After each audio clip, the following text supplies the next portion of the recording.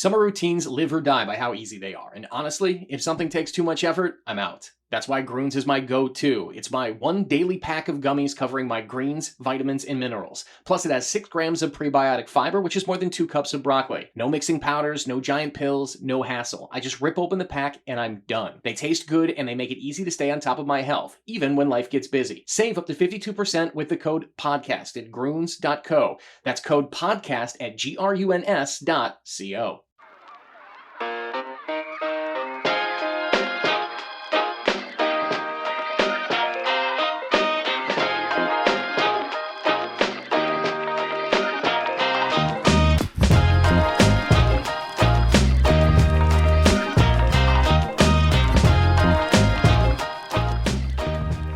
Welcome back to a quick edition of the Jon Krawczynski Show. We're doing some extra bonus editions like this during the playoffs. We'll do his full show again next week, probably between games 1 and 2.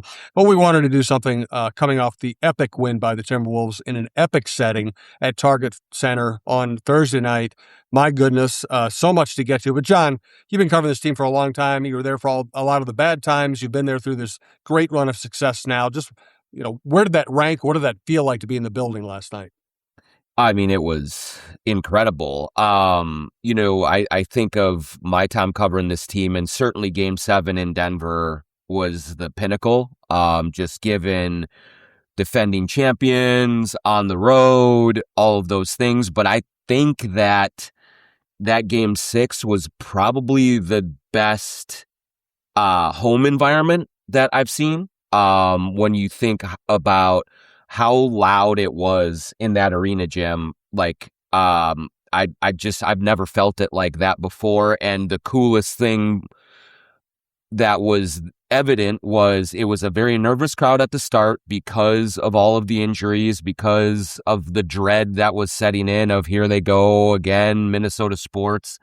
And then as the Timberwolves jumped ahead, then it turned into a thirst, a fervor, trying to will this team over the finish line. And the sort of the way that this team and this fan base came together in a year where they have not always been connected, it was just remarkably satisfying to experience and to kind of see in real time. I mean, I'll remember that game for as long as I'm around, I think.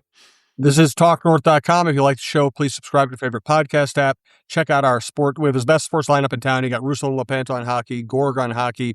You got John and myself on the Vikings, the Alec Lewis Show, Mark Rosen, Don Mitchell, et cetera, et cetera. But the Jon Krawczynski Show is one of our most popular shows at the network. But check out the network if you haven't already. We do appreciate it. And we are coming to you from the Aquarius Home Services studio. Let's go down a quick checklist here. Just reactions. Jaden. I mean, iconic.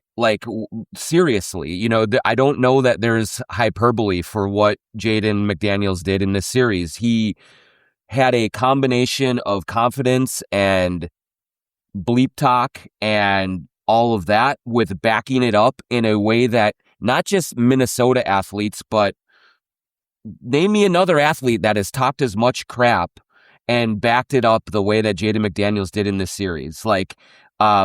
He did it, Jim. Here's the thing that impressed me most, and I wrote about this and I was thinking about this last night as I was trying to process it. We paid a lot of attention to what Jaden said after Game 2, to what he did in Game 4. And it kind of was in the context of here's this guy who's just shooting from the hip and he doesn't care and he's saying it like it is. And I think there was an element of that. But I also really believe that after Game 2, he looked around in that locker room and he saw Ant was hurting and he saw Nas was hurting and he saw Io was wondering about his calf and he saw a team that was kind of hanging on by a thread and battling and doing everything it could. But I think he looked around and said, all right, I'm going to take some of the burden off of you by putting it on me. And when he said what he said, it turned the spotlight onto him and away from everyone else. And he doesn't necessarily like to be in that role, but he took it on because he could. And there was an incredible amount of confidence and even maturity in that moment, I think, for Jaden to say, this is what my team needs from me.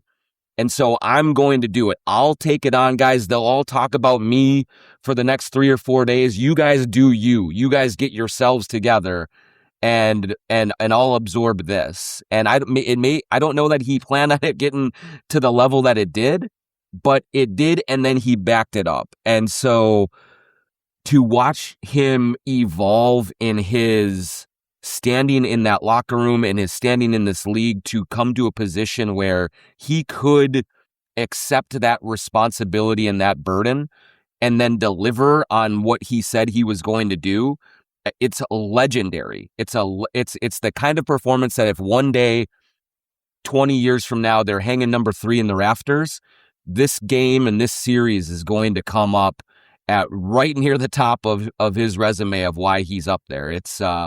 It was incredible. No doubt. Rudy. Validating, I'm trying to think of the other words for it, but just a counterpunch to all the haters. I mean, there has been no one in the history of Jokic's career who has defended Jokic the way that Rudy did over this series. Jokic still put up his points. He still was productive, but there was never a time in this series, maybe outside of Game 5 a little bit, but there was never a time in this series that I felt like Nikola Jokic was grabbing this series and taking control of it. And that is because of Rudy Gobert. And I think that Rudy Gobert played a better series than Nikola Jokic did, which is unfathomable to say. When you look at a damn near triple-double in Game 6 with some of the passes that he was making the hook pass around a defender to the three-point line. I really had to check myself after that one. And then capping it off by making 2 free throws at the end to really kind of ice the game. The way that he flummoxed the unflummoxable Jokic, I mean, it was a legacy-defining performance. I mean, this is a guy who forever was sort of lampooned as you can't play him in the playoffs, as he's so one-dimensional, he's overrated as a defender. But this series is the one that you say, this is Rudy Gobert. This is a generational defender, maybe the best defensive player of this generation, coming to the fore at 33 years old and taking out the best offensive player of this era, and neutering the Nuggets in it by doing so. Like, that's, I walked out with him last night and he was walking with a giddy up in his step, and rightfully so, because that was the kind of performance that really does turn the haters around, and he had a legion of haters, so good for him. Neutering the Nuggets could be a podcast for this network. We'll have to look into that. Right. Terrence Shannon Jr. I mean, explosive. Like that was the one word that comes to mind. I think about him being thrust into this opportunity just a couple of days or a day after Chris Finch essentially called him out. And there are players, and I don't think Terrence Shannon Jr. enjoyed that. I don't think that it was something that he looked at and thought kindly of when Chris Finch was so blunt in his assessment. But I think that there was a little bit of Herb Brooks in Chris Finch with that approach. And he pushed a button in Terrence Shannon Jr. that unleashed hell on Denver. And I do think that it was a case of Finch essentially being forced to put him out there. But however you get your opportunity, you have to deliver on it. And Terrence Shannon Jr. was an absolute wrecking ball in that game. And you and I had talked about this in the show before leading into Game 6. And I did say I want to see Terrence Shannon Jr. minutes because I don't think that there's anyone on Denver that can cover him. And there was no one on Denver that could cover him. He was too athletic. He was too strong. He hit the three in the corner, but he mostly just put his head down and got to the rim over and over and over again. And I think he's the first player in this century to have 24 points and no turnovers in his first playoff start of his career. And so you just could not have asked for anything more from him. And he gave them everything they had. And that's the kind of performance that makes coaching staffs look at him and say, okay, there is more to this than what we even imagined. And I would think you would see him a lot more in San Antonio. 3 topics down, 3 to go. Again, we're not going to do full ads because this is a quick hit bonus episode, but we do want to thank Aquarius Home Services. We want to thank Lexus of Wayzata and Maplewood, which also sponsors Mark Rosen's show. We want to thank Great Clips, new to our network, and that you are seeing some great clips circulating with John talking about the Wolves on social media. Thanks to TSR Injury Law, the OGs, 612-TSR-TIME, 612-TSR-TIME if you need their help. True Vision Institute, which is the reason John isn't having to wear glasses during these shows, and sglambchops.com, sglambchops.com. I wear their stuff all the time, so does John, and great to see them enjoying themselves at the game on Thursday night. Next 3 topics. Finch. Just shut up, everyone. Stop it with the ridiculous Finch criticisms that flooded my mentions all season long. This is a coach who knows what he's doing. This is a coach who can prepare his team for these first-round opponents as well as any coach in the league, that every single time they enter the playoffs, it is always, these Timberwolves are never going to beat the Suns, the Lakers, the Nuggets. And not only do they beat them, they outclass them by a wide margin.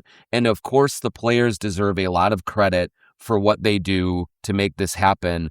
But Chris Finch and his coaching staff, Mike Inori, Pablo Prigioni, Kevin Hansen, Elston Turner, everyone there, Chris Hines, everyone there puts everything they have into these game plans, and they come out in these first round series and take their opponent apart.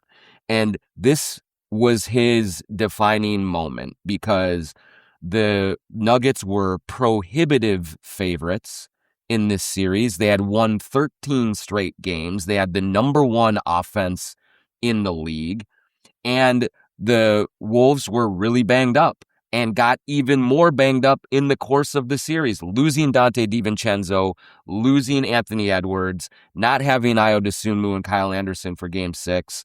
And they just kept coming after the Nuggets. They won that series because they wanted these games more than the Nuggets did, and that's part of the culture that Chris Finch instills in this group.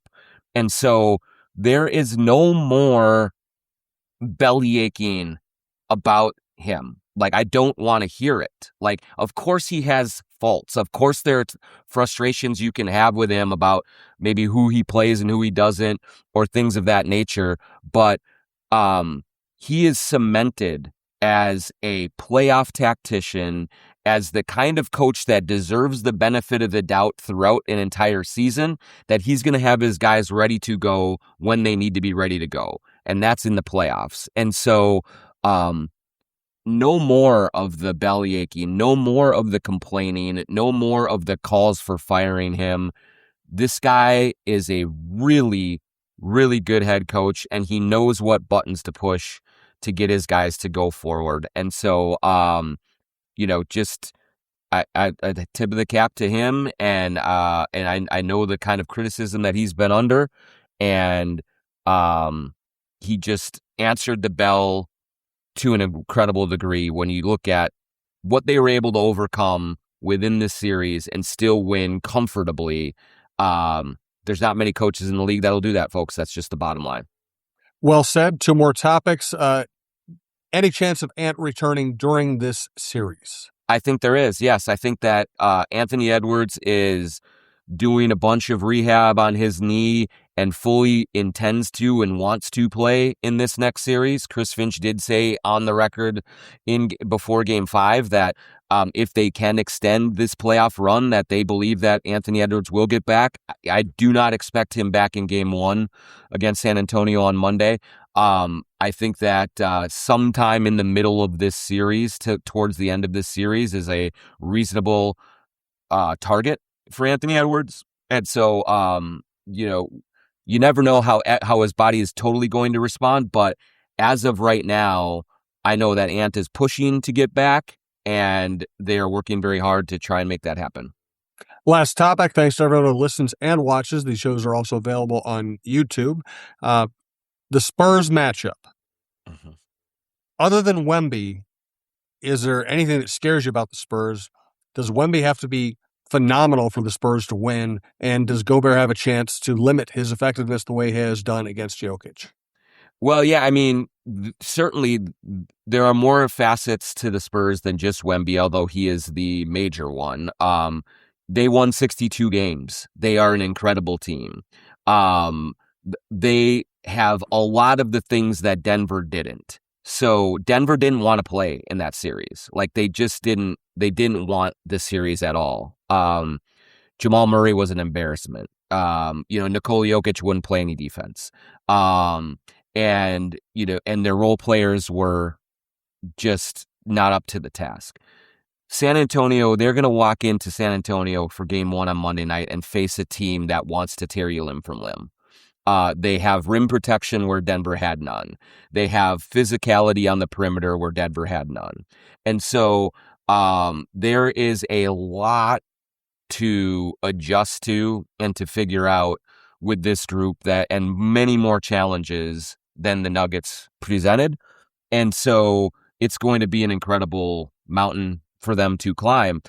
Their advantage will be that this is a team in the Timberwolves that has been there before, knows how to navigate the ups and downs of a series. And the Spurs are just really, really young. And they just won a series against Portland, which was good. But the deeper you go, the better your opponent is, the more glare is on you. And so will Castle and Harper and a lot of these young guys really respond in those moments and be able to sustain that kind of effort and that kind of efficiency? That will be the question, and that will be something that the Wolves will try to exploit. Gobert, I mean, the way that he is playing right now and what he did to Jokic, I'm not going to rule anything out with Wemby, but Wemby is a whole different beast. So it's going to be a different challenge. I mean, during the regular season, Julius Randle actually had a little bit of success against Wembanyama. And so I would imagine they kind of change up their looks a little bit, whereas they just went Gobert on Jokic. I think Wemby will see several different looks. I think, they're going to find the resistance much, much stiffer with San Antonio. I still think they can win the series if they get Ant back relatively healthy, kind of before it's too late. They are going to find an energy level of this opponent to be so much higher than Denver that I imagine it's going to be startling for them in Game 1. Great stuff, John. Blast watching those games at Target Center with you. We have more to go. It's been and you know what? You're in that locker room last night, and there's just a great vibe between the players. The way they josh with each other, the way they talk about each other. And I thought, Jaden sticking up for Terrence Shannon Jr. at the podium, the way Connolly talks about everybody, Rudy. It's a fun group to be around. So it would be great if we keep doing this for a few more weeks. Very cool. One other thing cool just to touch on quickly. Every single player wore a Dante DiVincenzo jersey to the game. This is a team during the regular season that you looked at and are they really all together? Are they really all connected? And I just think that has changed remarkably since the playoffs began. And it does feel like a group that is all in the same boat, rowing in the same direction, and that's really fun to see. It's like it's been a bear of a season for them to navigate, for them to figure out. But it is a bunch of really good guys. Like, there's not a jerk in that locker room, and I think they are finally finding whatever little secret sauce that it takes for them to come together, and that's kind of spurring them forward. So we'll see what happens in the next round with it. Well, spoiler alert, I have a column coming out saying that they should have lost more during the regular season. They should have rested people more because it didn't matter. All you needed was a 6 seed. So, but we can talk about that more on Tuesday. Again, the full version of the Jon Krawczynski Show we will do next Tuesday between games 1 and 2. For today, thanks to Jon for all of his work. Thanks to our producers at TalkNorth.com. Thank you for listening and watching, and we'll talk to you again soon.